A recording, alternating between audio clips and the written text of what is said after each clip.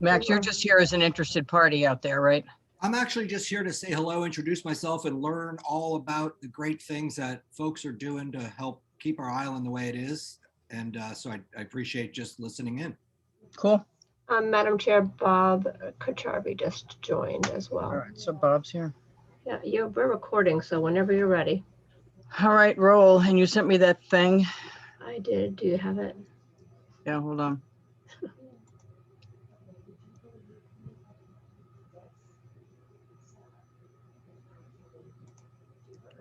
I'll have to pull it up. You should remember. You should know it by heart. Oh, God, no. Okay. Ready? Yep. All right, guys, I got to read this thing. Good morning. For the record, I'm Linda Williams, Chair of the Madaket Advisory. When I call your names, please respond so we can establish a quorum. Bruce?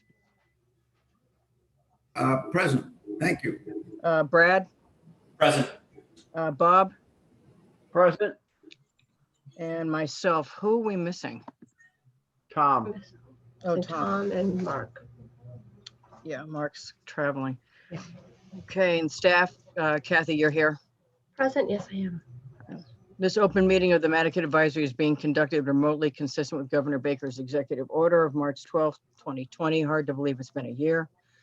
That order, posted with agenda materials for this meeting, allows public bodies to convene remotely so long as public access to deliberations is reasonably provided. This meeting is convening via Zoom with video and audio recording.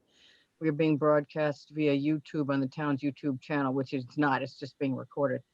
With no member of the public having asked to speak, this particular meeting will not feature public comment, but we will feature public comment. Materials provided to members for the meeting or provided during the meeting are, unless otherwise noted, available on the town's website. During the meeting, I'll introduce agenda topics and speakers. Please remember to mute your Zoom audio until your name is called, and let's direct comments and questions through the chair to avoid crosstalk and taking minutes easier. Lastly, votes will be conducted by roll call. With that said, we'll be moving on to the meeting agenda. I'll call to order. Somebody want to make an approval of the agenda? I will approve, Bob. Second, Brad. Brad? Second. All those in favor? Brad? Aye. Bob? Aye. Bruce? Aye. And myself. Okay. Now we're moving on to the agenda. All right, Kath, what's up first? I think Tim's up first, right?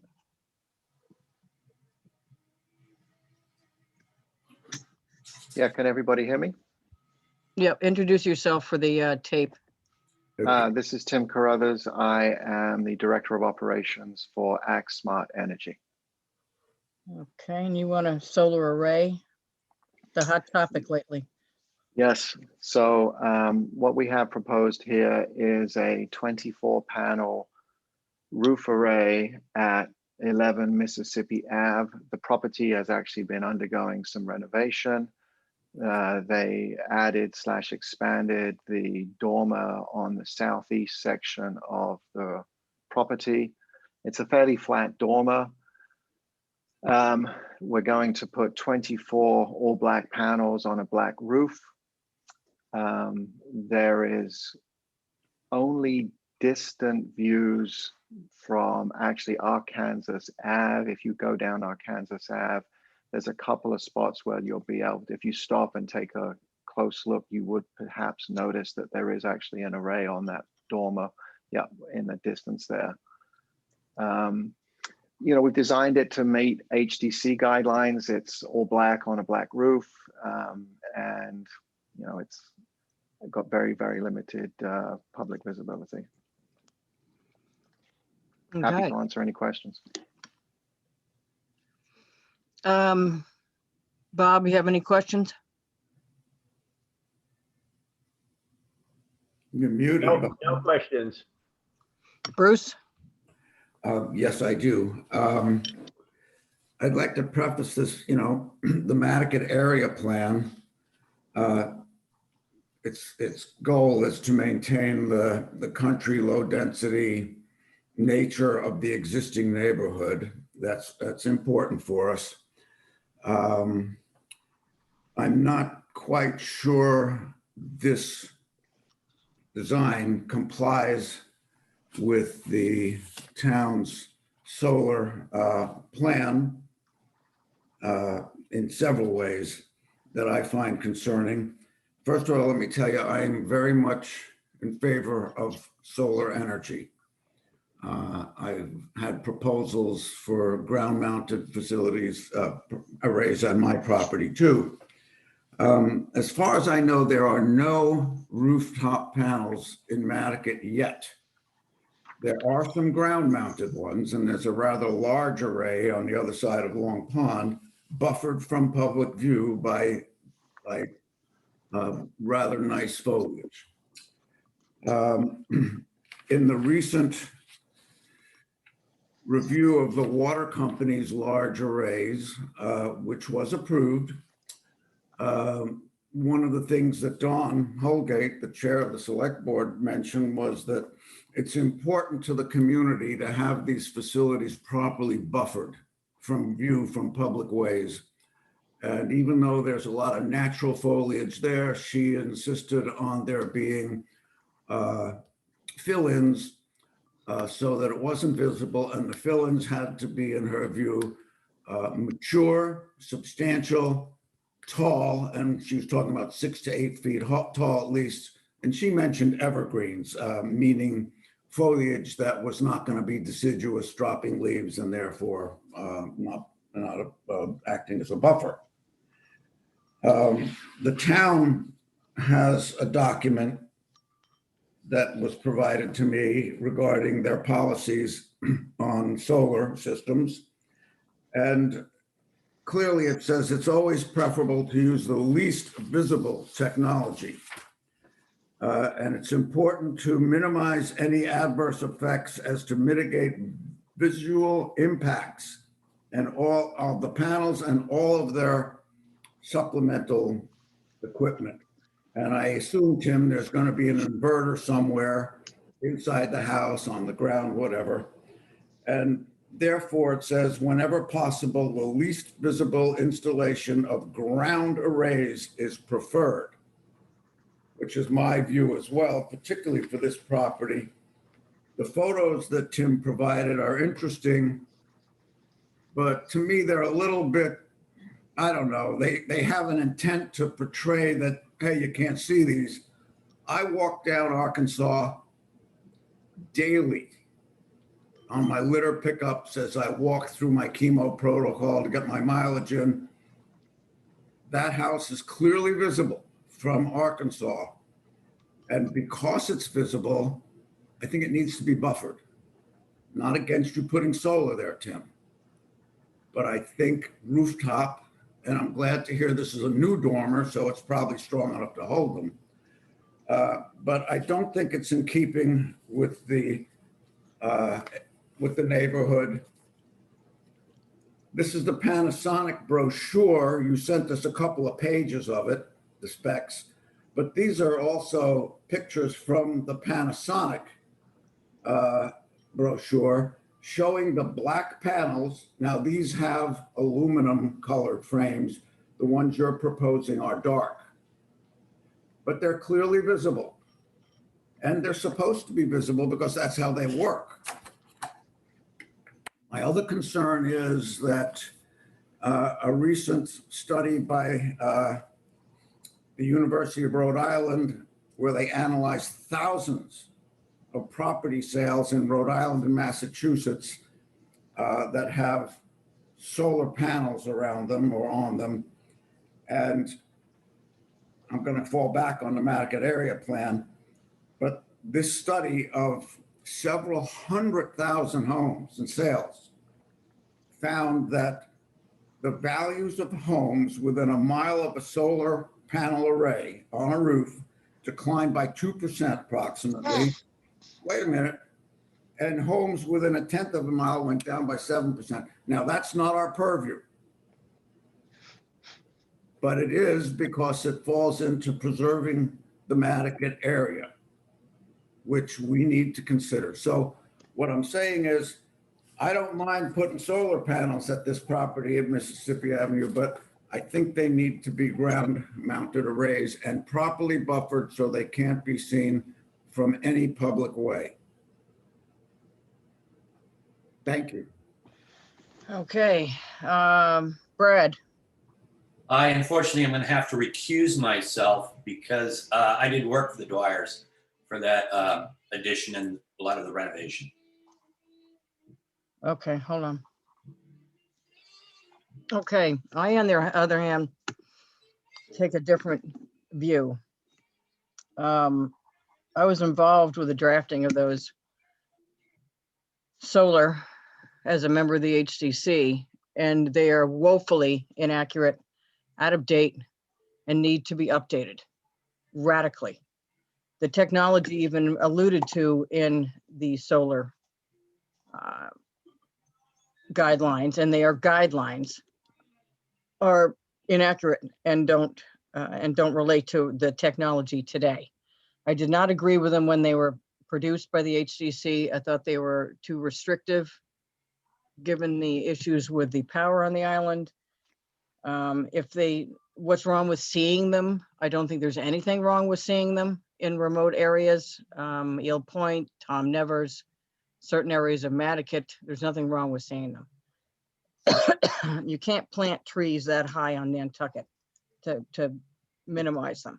If they're on a black roof, and I've dealt with these many times at the HDC, if they're on a black roof with black frames, particularly on a 4-pitch dormer, Tim, is it a 4-pitch dormer?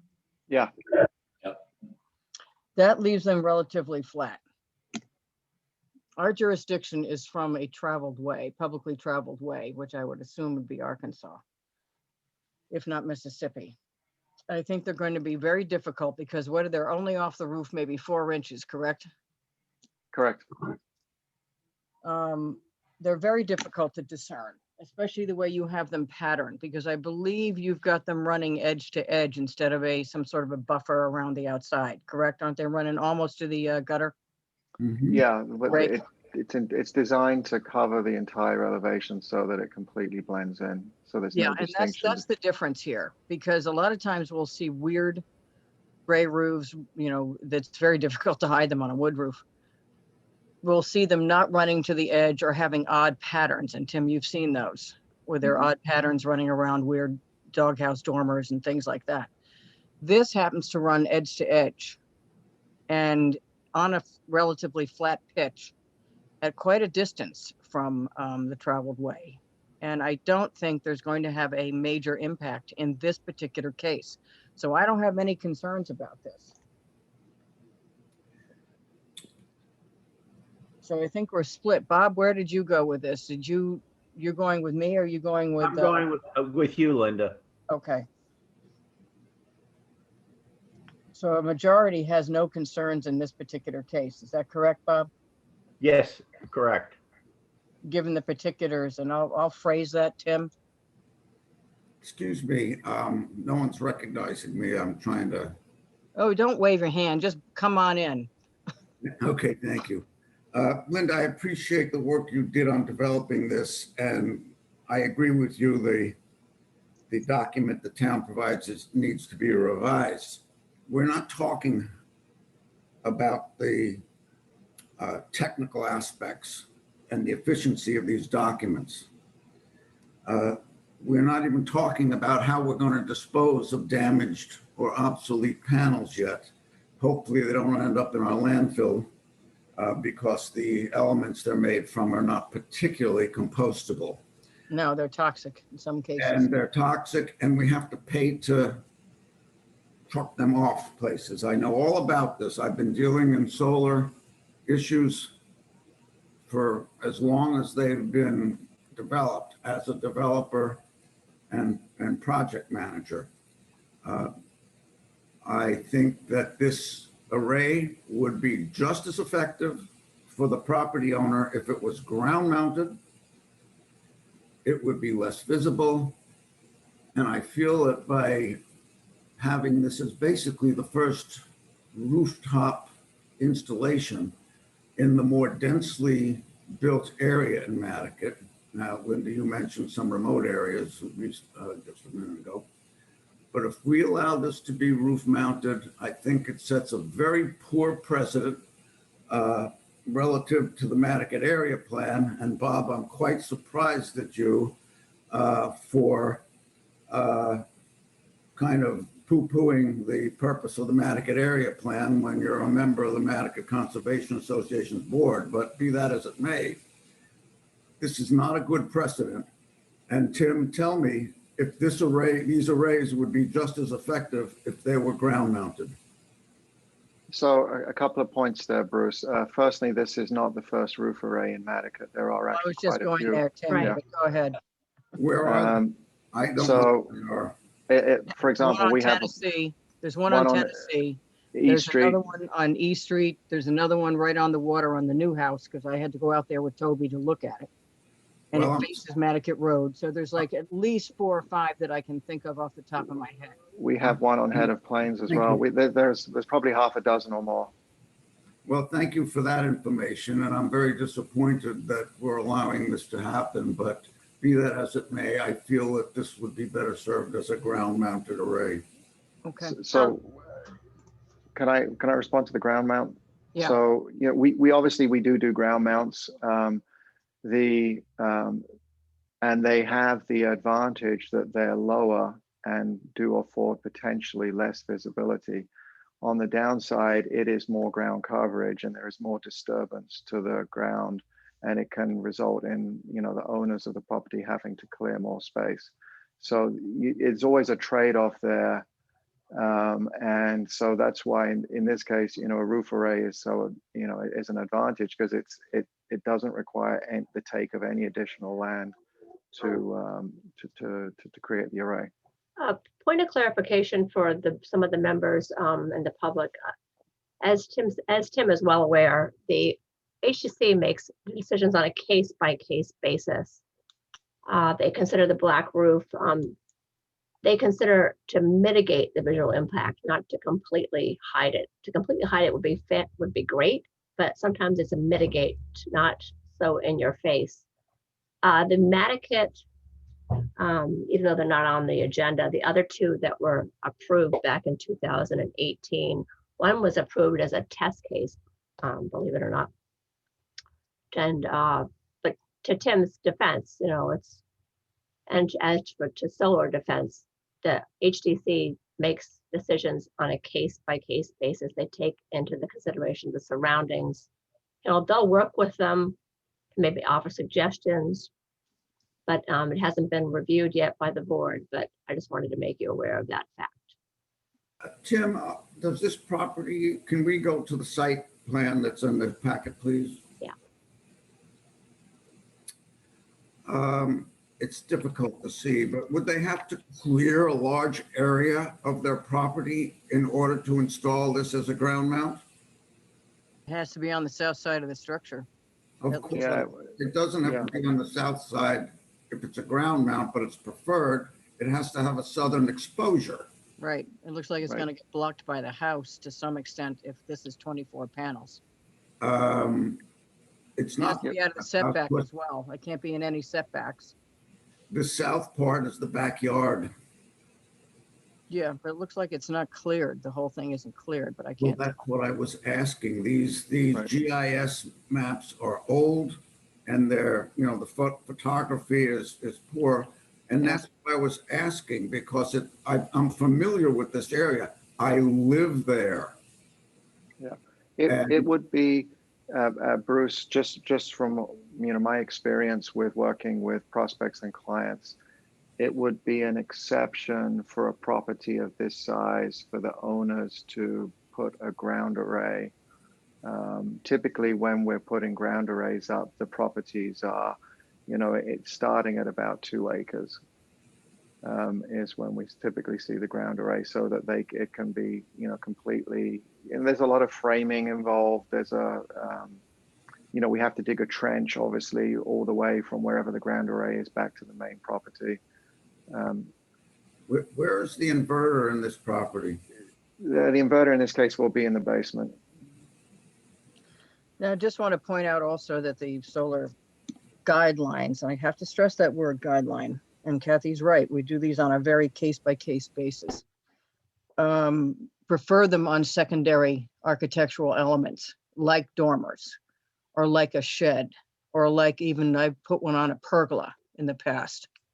I believe Steve Cohen's out there and Tom Nevers is actually on top of a pergola in the backyard near the pool, which makes it almost impossible to see. So we prefer them on these flatter sections of roofs and not on the main mass. And this is actually accomplishing that by putting a dormer up there with a flatter pitch on a black roof running to the ends. So this actually is the optimum solar placement of all of the ones I've seen so far. All right, so Bruce, I will note your concerns in the advisory, but it looks like there are two of us with no concern and you're a concern and Brad recused. So is that pretty much it for this one, guys? Yes. Yes. Okay, so Bob, you want to make a motion that it's not of, the majority is not of concern? Correct. I'll remove that. I will second that. Bob, you in favor? Yes. Bruce, you're opposed, correct? Thank you. Okay, and I'm in favor. Thanks, Tim. Thank you, Thank you, everybody. Tim. Where are we going next? I believe Mark Catone is up. Correct. And what's the address on this one? Because I'm taking notes. 44 Warrens. Warren's Landing. Correct. Hi, Mark. Okay, go for it. This is a home that's been previously approved. The owner has had a screen porch on the south elevation. They've requested that the screen porch be enclosed as we have illustrated. The screen porch, as previously approved, faces. I think we're on the garage. Yeah, you are in the garage. Oh, you know, Okay. it's named incorrectly. I apologize. All right, let's go to the garage first then. You do garage, that's fine. Okay. So we have a garage. It's been previously approved. We have 2 additional windows proposed for the west elevation, clouded in red. Those flank the the door on the second floor there. They On a Zoom. don't know how visible those will be. They face again sort of into the woods down the road there, west facing on the site plan. Oh, I know this one. Anybody have any concerns about this? No. Just a comment, this is Brad. They're two awning windows, they're 9 light, is that correct? That's Yeah, correct. I mean, I would like to see them, so those B windows there, I would like to see them reduced and separated from the door. Well, the question is, go back to the site plan. Is it visible from the road, which it is not? I'm familiar with this particular project. And we can't go there if it's not visible from the road. Do you want to take the cursor and put it on top of the garage? Yeah, Yeah. it's just north of the pool there. Yeah. Is it right here? That's the garage? Now the garage is actually tangent to the pool. It screens the pool. It Yeah. screens the pool, if I recall, because I was at that HCC meeting. Sorry, my contacts must not be working. There you go. There it is, Right here. right north of the pool. And Yep. which way do those windows face? They'll face into the woods, left. Yep. So they're not visible, Brad. So you're facing towards Madaket Harbor. Well, you're facing into the woods and Yeah, you're, it's a distance. There's nothing there. there's It's- nothing there. And that's conservation beyond.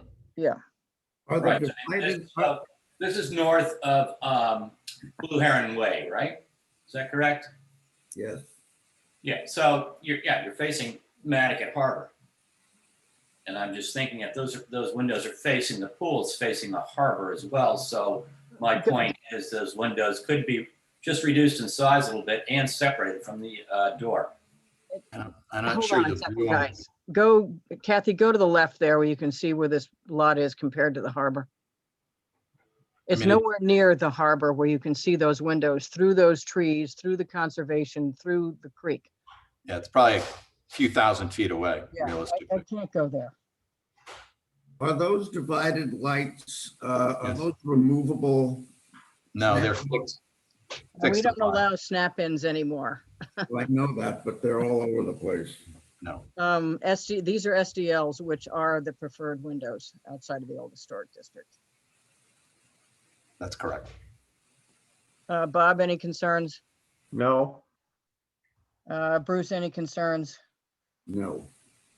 Okay, Brad, I've expressed my concerns. okay. Somebody want to make a motion that it's not a concern, a majority? Bob will make the motion. All right, Bob, is there a second? Bruce, You can second it. okay. Who, me? Okay. Okay, all those in favor of no concern? Bob, Aye. Bruce, Aye. okay, Brad, Opposed? okay, hold on. And I'm in favor. Okay, so it's 3-1. Okay, so now I guess we go to the porch. Correct. Is that what we're doing? Yes. Okay, 1 second.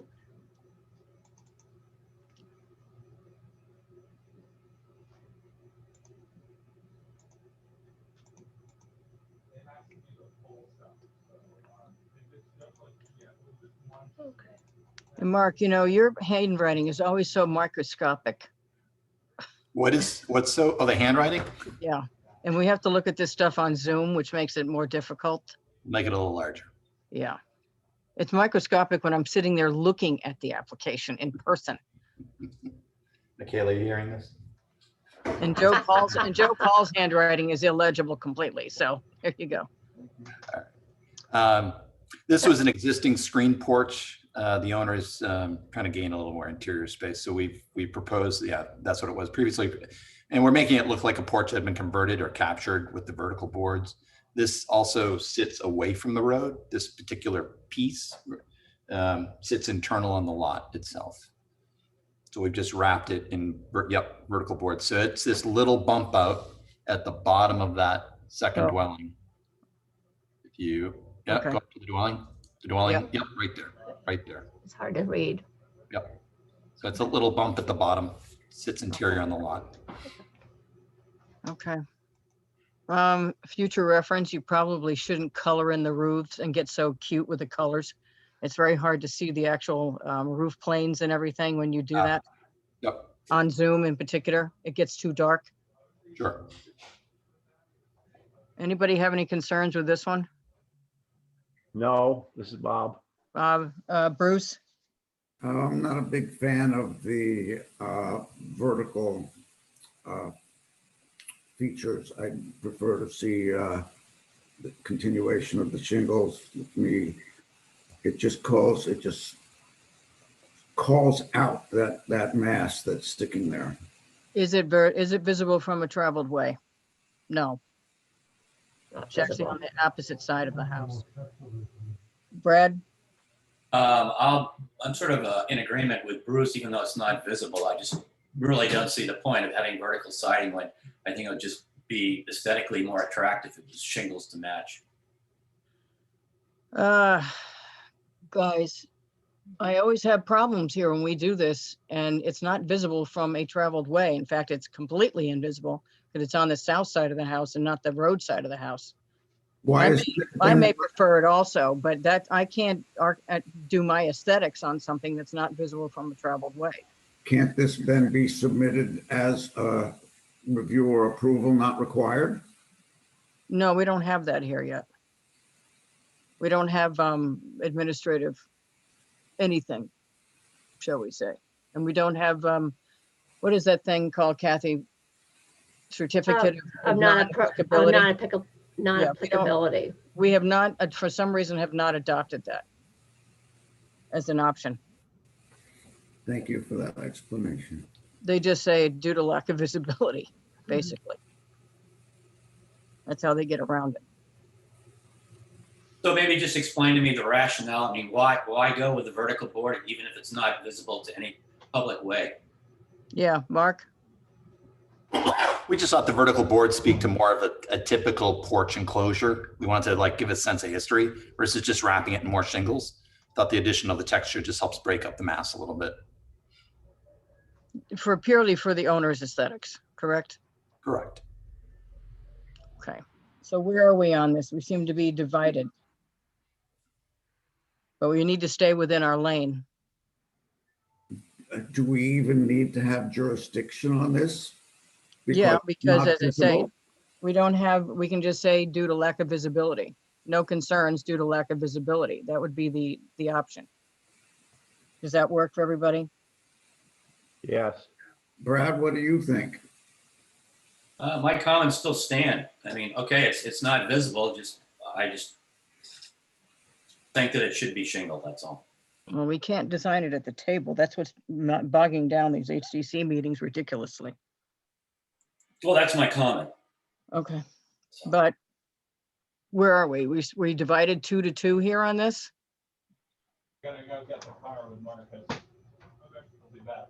I don't think we're divided at all. I think that we're all saying we don't have jurisdiction on this. We've got some preferences from aesthetic point of view, which are irrelevant. And I don't know that that's the need for a vote that indicates 2-2. Well, we have to make a comment. We have no choice about that. So what I've got right now, I agree with Brad's comment, and I don't see anything wrong with the rest of us either abstaining or letting the comment stand because it has no impact on the decision. all right, well, I can go, I can go along with that, just the comment is there. And the yeah, recommendation. I put down no concerns due to lack of visibility. However, the preference is to have it shingled. Does that work? that's fine. That's fine. Okay. Okay. All right.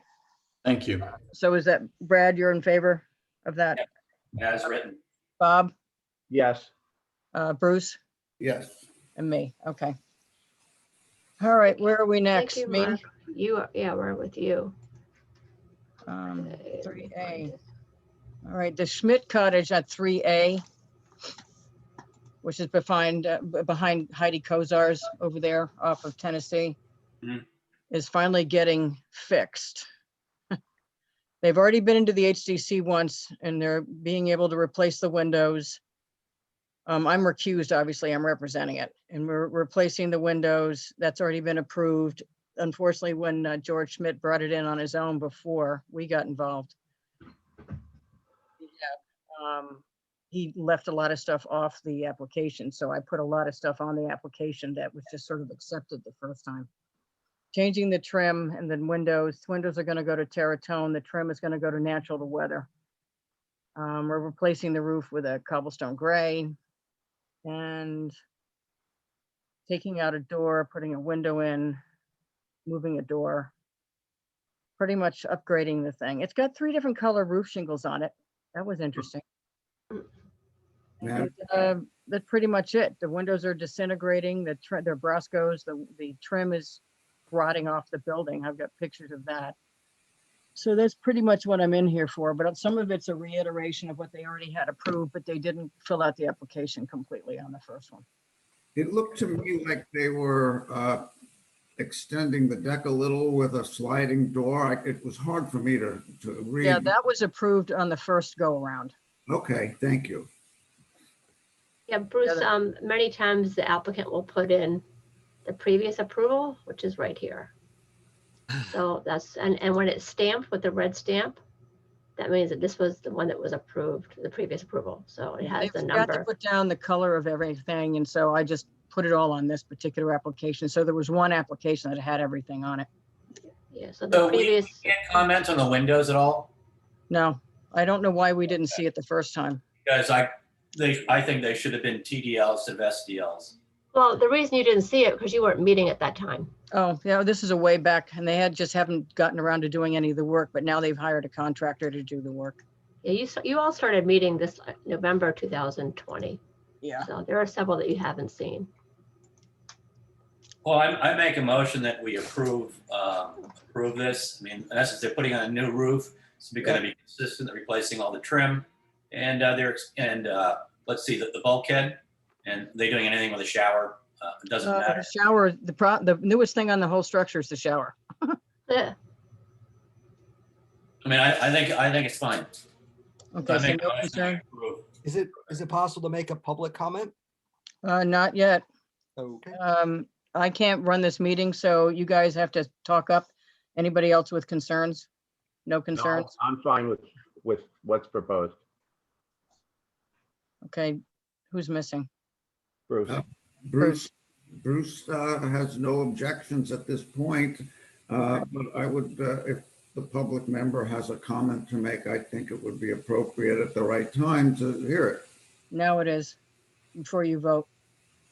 Oh, thank you, Madam Chair. Again, I wanted to thank you and the rest of the board for allowing me to listen in and see how we engage our community and be part of it.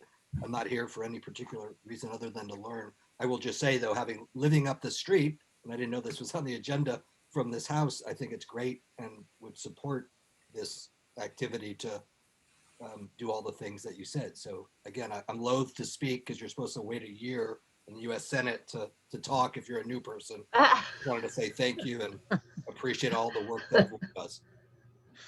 Okey doke. That So- doesn't apply to the HDC. No, it doesn't. Or any public meeting for that matter. So somebody has to ask for the vote and then you guys have to roll call the vote. okay, Bob will ask for the vote. I'll second. All right, so roll call it, guys. Bruce, I have no objection. I'm okay, yes. Brad, I'm in favor. Bob, yes. Okay, thank you very much, guys. And is there anything else, Kathy? No, there is not. You'd like to make a motion to, first of all, thank you, Kathy and Linda. I think it would be appropriate that we could adjourn now. Cool, so that's your motion, Bruce? Yes. Is there a second? I'll second. Okay, all right, Bob, Yes. Aye. Brad, Bruce, Yes. and myself. Thanks, guys.